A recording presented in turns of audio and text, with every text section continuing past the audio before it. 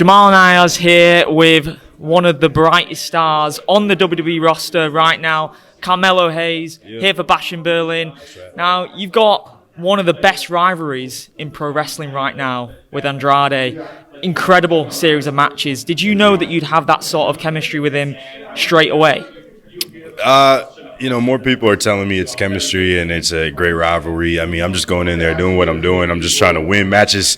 I think I had a chip on my shoulder because that whole thing that happened at Money in the Bank. I think people are forgetting what started this whole thing. Exactly. He tried to claim that he was stole the show. He stole the match at Money in the Bank. And truth is that I think I was the brightest spot at Money in the Bank, even though I didn't win, even though he didn't win. And that's really what this story has become. Who was the man in that match? And he got the 2-1 lead on me. And tonight I look to even the score. You've shown that you are him right there on the necklace since you've got on the main roster and even on NXT. When we look back at one of your final NXT matches, one of your biggest final NXT matches against Bron Breakker, when you had Cena in your corner, he had Paul Heyman in his, Undertaker came and supported you afterwards. Like, that's a childhood dream come true, right? And that makes a statement that you are, and both of you guys, I see you and Bron Breakker main eventing numerous WrestleManias in years to come. What was that like? And did you feel like that was a glimpse of the future? Passing of the torch. Sure, yeah. I always talk to people and say sometimes I've had like career mode. You know what I mean? Like, I think I told one of my buddies from like when I was a kid, I was like, hey man, how crazy is it to think like John Cena walked me to the ring, The Undertaker made the save. You know what I mean? Give me at the end, like, just career mode stuff, man. Like, my career has been a story mode. You can't write it, But as far as Bron and I go, we were held responsible for bringing 2.0 into the new era. And, when a lot of things in WWE were changing, him and I were at the forefront of that developmental system. And Sean trusted the both of us to kind of lead the way on that. So, I mean, as far as, like, down the road, future of the WWE, Bron and I definitely, I think, are two front runners up there. But there's so many other ones like Ilya Dragunov, Lyra Valkyria, Tiffany Stratton, Grayson Waller, Austin Theory, Solo Sikoa. You know what I mean? You can't forget those names as well. You mentioned Shawn Michaels there, obviously pivotal in your NXT journey, right. And Triple H on the main roster journey as well has so much faith and belief in you. Yeah. How would you compare your experiences with Shawn Michaels in NXT and Triple H on the main roster? Similar but different, you know what I mean? I think Sean in NXT understood that a lot of us guys were, in a sense, green. In a sense, we were learning the system of WWE, so it's a lot more hands-on. It's a lot more holding the hand and carrying you along, as opposed to where it's Hunter is very much so like, hey, look, you're an adult up here. He had said that to me at one point. He's like, look, you know what I mean? No one's going to really be checking your homework. We're going to make sure that you're doing it and you're coming to work and you're doing what you need to do. So that's really the different approach. Is like Hunter expects you to be a professional at all times. Sean understands that, we're all learning and we're developing at that same time.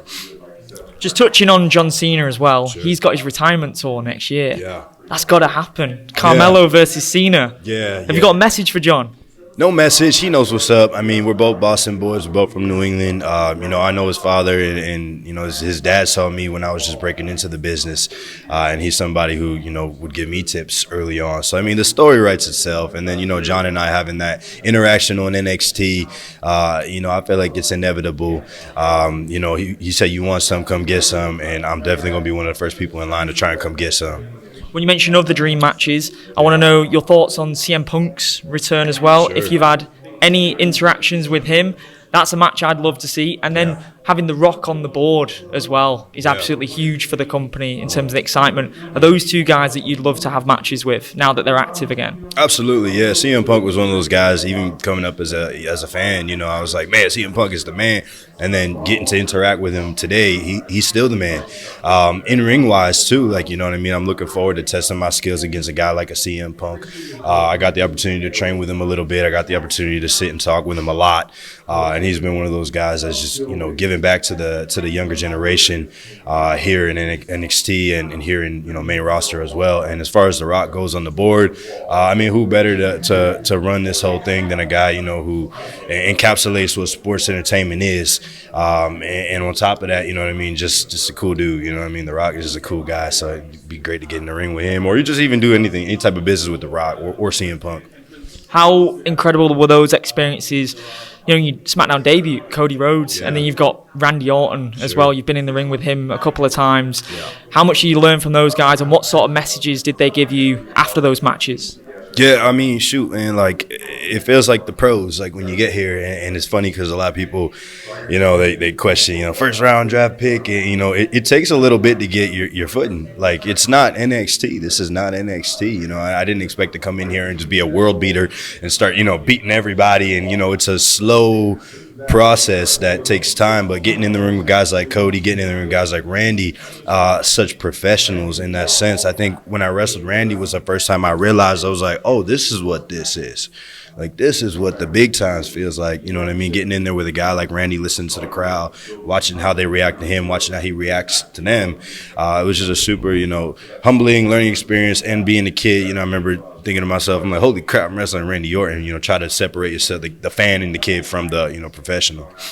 Final one, obviously, sure. Roman Reigns has dominated WrestleManias really since 2015 when he had his first WrestleMania main event. Yeah. And I can see you going on a similar run, like I mentioned, you and Bron Breakker, sure, carrying the flag for the next generation. In terms of opponents you'd love to face in maybe your first 3 WrestleMania main events, who would they be and why? I mean, if we're going with current guys that aren't, on the same level as me as far as, like, being new to the main roster, I'd say Seth Rollins, I'd say AJ Styles, and I'd say Roman Reigns. Those are all 3 guys on the main roster who I think are incredibly talented. I think that they would push me to the next level. I mean, I can't, forget Cody Rhodes and things like that as well. But, as far as guys, that first 3, those be the first 3. And then after that, obviously, the Ilya Dragunovs and the Braun Breakers and things like that. So, yeah. Amazing. Appreciate the time, brother.